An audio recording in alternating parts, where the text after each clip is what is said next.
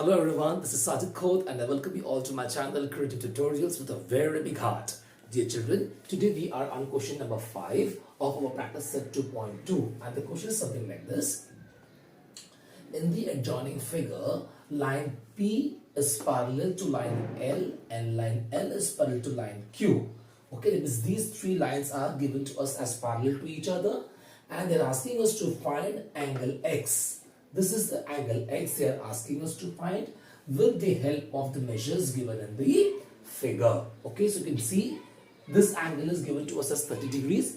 This angle is given to us as 40 degrees. So with these measures being given to us, we are asked to find the measure of angle X. Okay, so let me first say that let this angle X be divided into two parts. Okay, suppose if I take this part, let us say this is A, okay, and if I take this part, this becomes B, okay, what becomes B basically, I have divided my angle X into angle A and angle B, so that when I add these two, the collective part, what I will get is my measure of angle X. That means somehow or the other I am trying to attempt to find the measure of angle A separately and measure of angle B separately and then adding them and getting the actual answer of my angle X. This is what my plan is. Okay, now if you see, this is one parallel line, this is one line, this is one line. Okay, first let us talk only of these two lines. All right, so when you talk of these two lines, these two are parallel and this one becomes transversal. Okay, so now what I will do is I will extend this line to make it more clear. Okay, so you will come to know how it is a transversal.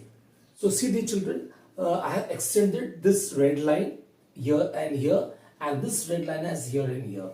That means if you first hide this part, you can see that there are two parallel lines and this is one transversal.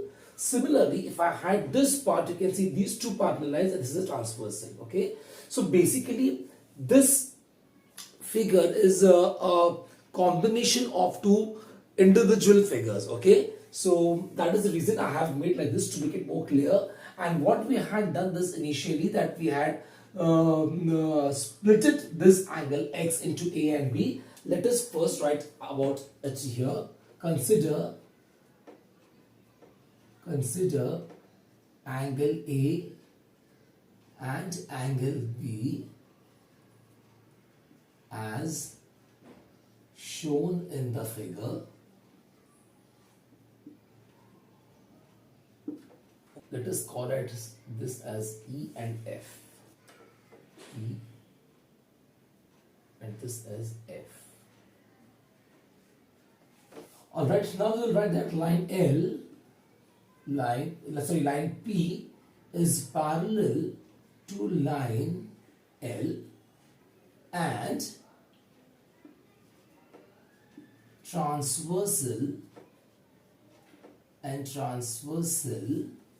E, this one, okay, and transversal E intersects them, okay, and this you can write as this is given. All right, now since these two are parallel lines and this is a transversal, okay, that means we can go back to our properties again. Right now, if you remember, our second property of angles formed by two parallel lines and one transversal says that whatever alternate pairs are being formed, okay, they are congruent. So you see angle A and angle 40, these two are alternate angles right now. So we will say that measure angle A is equal to 40 degrees, right? So why? Because you can write here as this is our alternate angles. All right, now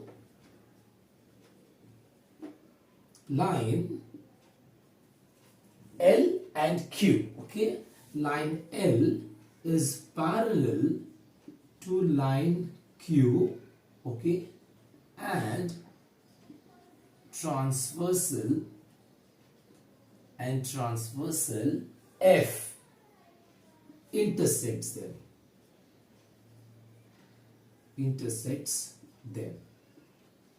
This is also being given to us. Okay? Therefore, measure angle B, okay, becomes 30 degrees. How we got this one? Now, if you see, if these two are parallel lines and this is one transversal, okay, so you can see that this transversal is intersecting these two parallel lines in these two distinct points, this point and this point, okay. So this angle and this angle, they form alternate pair, okay. So again we will be using our second property, okay, of angles formed by two parallel lines and one transversal, which tells us that alternate angles formed by two parallel lines and one transversal are congruent. So therefore these two angles are congruent, so measures become equal. Therefore measured angle B is also equal to 30 degrees. Alright, chalo. If you want, like I have given E and F as names of this transversals. If you want, you can put it here, okay. Here you can write after you write this first line, okay, you can write it, consider transversal E and F, okay. I showed in the figure, okay. I mean, even if you don't write it, it's okay, but if you write, it's better. All right. So now we have got angle A and B. So whatever this angle X we had split up into, okay, we have got the measures of both the angles. Now we'll write, now measure angle X is equal to measure angle A plus measure angle B, okay, and this reason you can give as angle addition property, okay. You can give this as angle addition property. Therefore measure angle X is equal to what? Measure angle A, this we have got as 40 degrees, plus measure angle B, this we have got as 30 degrees. Therefore measure angle X is equal to 40 plus 30 is 70 degrees. Therefore, since they are asking us to find angle X, alright, so we will write our final step as angle X only, okay. So therefore angle X is equal to 70 degrees, and this is our final answer. Okay, dear children, so you see how easy it was. We had used just one property of alternate angles made by two parallel lines and one transversal, and the entire sum is done. Okay, so you see here also we have used the same property. Here also we have used the same property. Right, I'm sorry, I forgot to write here alternate angles. Alternate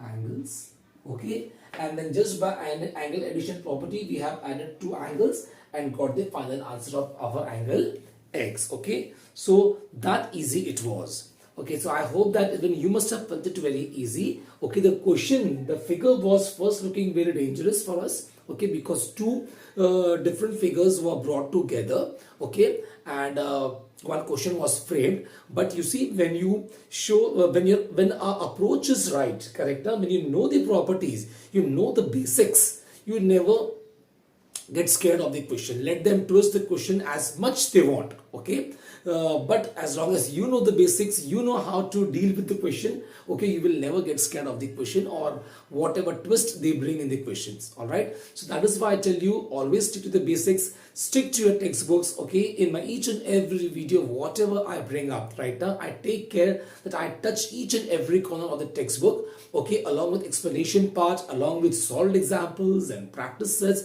everything. I don't skip any part, correct, so that you get everything, okay, at one place, okay, and you gain confidence in the subject.